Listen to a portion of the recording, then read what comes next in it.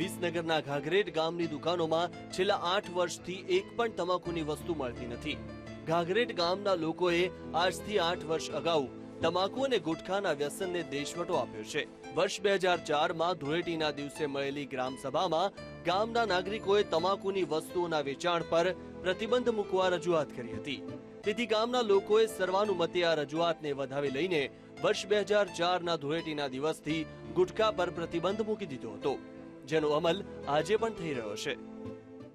9 તારીખે અમારા ગામની અંદર મીઠી સોપારીનો બાળકો માટે જે મીઠી સોપારી આવે એનો પર પ્રતિબંધ છે। તમાકુ તો કોઈ બિલકુલ નામે પણ મળે નહીં। બહાર ગામથી કોઈ જાનમાં કોઈ પ્રસંગે કોઈ બહારથી આવતા હોય જે તમાકુના બંધાણી હોય એ તો દુકાને જાય ભાઈ કે એમને 135નો માવો આપો કાવો આપો, તો અમારા ગામમાંથી મળતો નથી એટલે એમને પોતાનું આશ્ચર્ય થાય છે। એવું અંદાજે 2200ની વસ્તી ધરાવતા ઘાઘરેટ ગામમાં પટેલ, દલિત સહિત દરેક સમાજના લોકો રહે છે। સ્વર્ણિમ ગામ તરીકે પ્રખ્યાત થયેલા ઘાઘરેટ ગામમાં 10 જેટલી દુકાનો છે। આ દુકાનોમાં ગુટખાના વેચાણ પર પ્રતિબંધ મૂકવાના દિવસથી આજ દિન સુધી એક પણ તમાકુની ચીજ વસ્તુનું વેચાણ થયું નથી। અને જો કોઈ દુકાનદાર તમાકુની બનાવટનું વેચાણ કરે અથવા ગામનો કોઈ પણ યુવાન તમાકુની બનાવટ ખાતા ઝડપાઈ જાય તો ગ્રામજનો દ્વારા તેની સાથે વ્યવહાર બંધ કરીને બહિષ્કાર કરવાની જોગવાઈ કરવામાં આવી છે। વખત અમે એનો અમલ કર્યો એ વખત એનો અમલ ઓન ધી સ્પોટ કરેલો અને જે વખત જેમના જોડે માલ સ્ટોક પડેલો એ માલ સ્ટોક ગામે તરત જ ખરીદ કરી દીધેલો અને જાહેરમાં એના પૈસા ચૂકવી અને એ માલનો જાહેરમાં નિકાલ કરી દીધેલો અને એને હોળી બનાવી દીધેલી, હોળી કરી દીધેલી। ગુટખા પરના પ્રતિબંધનો યોગ્ય અમલ થાય તે માટે ગ્રામજનો દ્વારા એક સમિતિ બનાવવામાં આવી છે। સમિતિમાં યુવાનોનો સમાવેશ કરીને ગામની કોઈ પણ દુકાન અથવા યુવાનો પર ખાનગી રાહે નજર રાખવાની યુવાનોને ખાસ જવાબદારી સોંપવામાં આવી છે। તેથી ઘાઘરેટ ગામમાં આજે પણ ગુટખા નાબૂદીનો કડકપણે અમલ થઈ રહ્યો છે।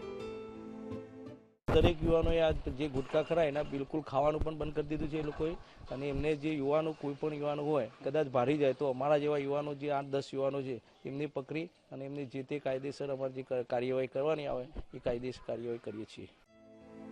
ઘાઘરેટ ગામની સહકારી મંડળી, દૂધ મંડળી અને ક્રેડિટ સોસાયટીમાં આજ દિન સુધી ચૂંટણી યોજાઈ નથી, જ્યારે છેલ્લા 30 વર્ષથી ગ્રામ પંચાયત પણ સમરસ થઈ રહી છે। આ ઉપરાંત ગ્રામજનો દ્વારા સ્નાતક થયેલા ગામના યુવાનોને વેતન આપીને પ્રાથમિક શાળામાં અભ્યાસ કરતા દરેક બાળકોને મફત ટ્યુશનની સુવિધા પૂરી પાડવામાં આવી રહી છે। ગામના નાગરિકોનું આરોગ્ય સારું રહે તે માટે ₹1 10 લીટર મિનરલ વોટરની સુવિધા પણ ઊભી કરવામાં આવી છે। ત્યારે આદર્શ ગામ ઘાઘરેટના નાગરિકો રાજ્ય સરકારને ગુટખાની સંપૂર્ણ નાબૂદી માટે અફીણની માફક તમાકુના વાવેતર પર પણ પ્રતિબંધ મૂકવાની માંગ કરી રહ્યા છે।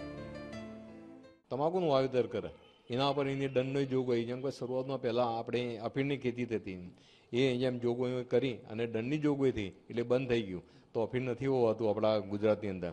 એ રીતે જો આવી જોગવાઈ કંઈક કરવામાં આવે તો ખરેખર તમાકુ એ બંધ થઈ જાય, વાવેતર કોઈ કરે નહીં તો આ જે દૂષણ છે તમાકુનું એ ખરેખર બંધ થઈ જાય।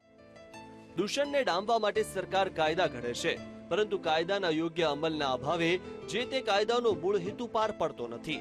ગુટખા પર પ્રતિબંધનો અમલ ઘાઘરેટના ગ્રામજનોની માફક થાય તો જ ગુટખા નાબૂદીનો હેતુ પાર પડશે। કેમેરામેન અરવિંદ પ્રજાપતિ સાથે સુરેશ વડોલ, VTV, મહેસાણા।